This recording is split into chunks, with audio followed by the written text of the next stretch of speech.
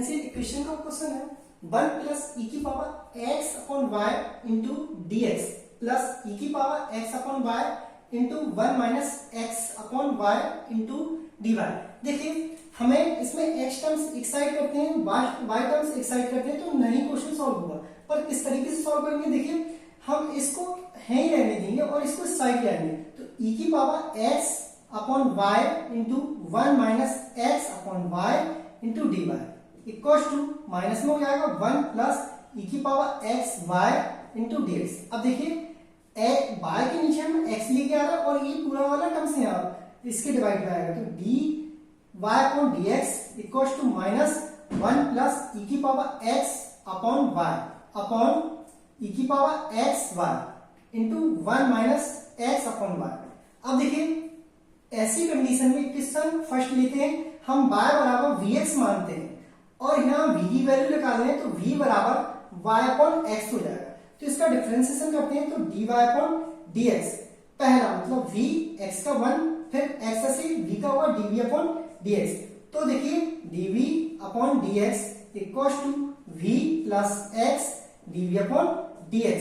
Equation second, दोनों equation को हम इक्वल करते हैं तो ये v प्लस x dv upon dx equal to 1 minus, तो ये बाहर ही रहेगा 1 प्लस x अपॉन y की वैल्यू क्या है, x अपॉन y की वैल्यू तो है नहीं, इसको अपोजिट करेंगे तो ये क्या होगा 1 upon v x upon y। तो इसको हम e की पावर में लिख सकते हैं 1 अपॉन v। अब देखिए e भी क्या होगा 1 अपॉन v। अब देखिए 1 माइनस 1 अपॉन v।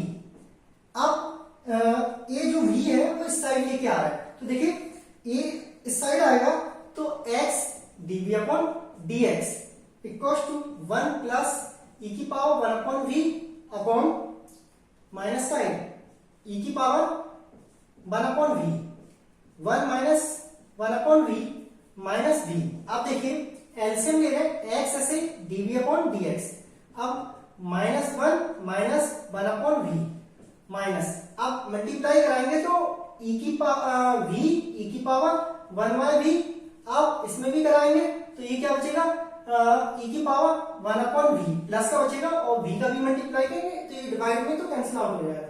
तो ये e की power 1 upon v into 1 minus 1 upon v। एक स्टेप मैंने गोल कर दिया क्योंकि ये मल्टीप्लाई करा के इसमें और ये डिवाइड से कैंसिल आउट हो जाएगा। तो देखिए ये माइनस का है, ये प्लस का कैंसिल आउट होगा। अब देखिए x dv अपॉन dx, अब इसमें हम माइनस कॉमन ले लें तो ये हो जाएगा 1 प्लस v e की power 1 upon v upon e की power 1 upon v into 1 minus 1 upon v। अब देखिए क्रॉस मल्टीप्लाई कर रहे हैं तो e की power 1 upon v into 1 minus 1 upon v upon ये डिवाइड में आएगा 1 प्लस v e की पावर 1 अपॉन v, ए dv minus 1 upon x dx। अब देखिए दोनों तरफ समाकलन इंटीग्रेशन का साइन ले रहे हैं तो e की power 1 upon v into 1 minus 1 upon v upon 1 plus v e की पावर 1 अपॉन v। अब देखिए इसमें भी इंटीग्रेशन 1 अपॉन x dx, इसको t मानते हैं तो ऊपर वाला टर्म्स मिल जाएगा। देखिए लेट 1 प्लस v e की पावर 1 अपॉन v बराबर हमने t माना तो 1 का 0 हो जाएगा, v पहला e की पावर का करेंगे तो e की पावर होगा और 1 अपॉन v का होगा माइनस 1 अपॉन v स्क्वायर। अब देखिए e की पावर ऐसे ही रहा, फिर v का क्या होगा 1 हो जाएगा और t का dt बटे dv।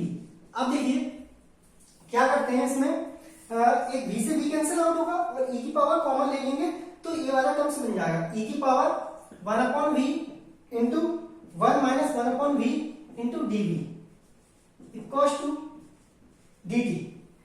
तो ये हमने t माना, ऊपर वाला टर्म्स बन गया तो ये हो जाएगा आपका 1 upon t dt equal to 1 upon x dx। अब इंटीग्रेशन करते हैं 1 अपॉन t का होता है log t, ये भी हो जाएगा log x plus log c लिया।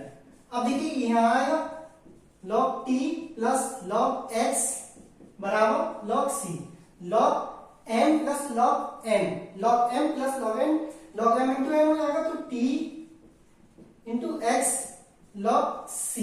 अब log से log कैंसिल, t की वैल्यू क्या है 1 प्लस v e की पावर 1 अपॉन v, तो 1 प्लस v e की power 1 upon v into x बराबर c।